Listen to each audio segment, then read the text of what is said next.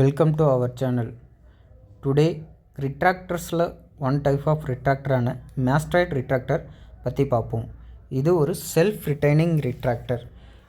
Self retaining means it can hold themselves, provide continuous retraction. இதுதான் self ரிட்டைனிங்கோட function. அதாவது யாரும் hold பண்ண தேவையில்லை, கண்டினியூஸாக ரிட்ராக்ஷன் கொடுக்கும்.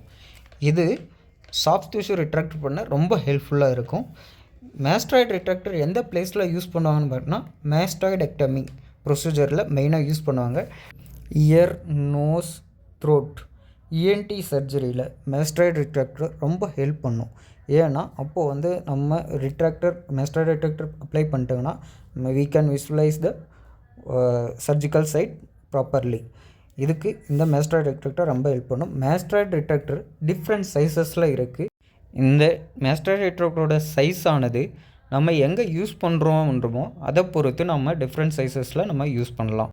மாஸ்டாய்டு ரிட்ராக்டரில் இந்த டிப்பானது ஷார்ப்பாக இருக்கிறதும் இருக்குது, பிளண்ட்டாக இருக்கிறதும் இருக்குது. மாஸ்டாய்டு ரிட்ராக்டரோட பிளேடானது டிஃப்ரெண்ட் லென்த்லேயும் இருக்குது.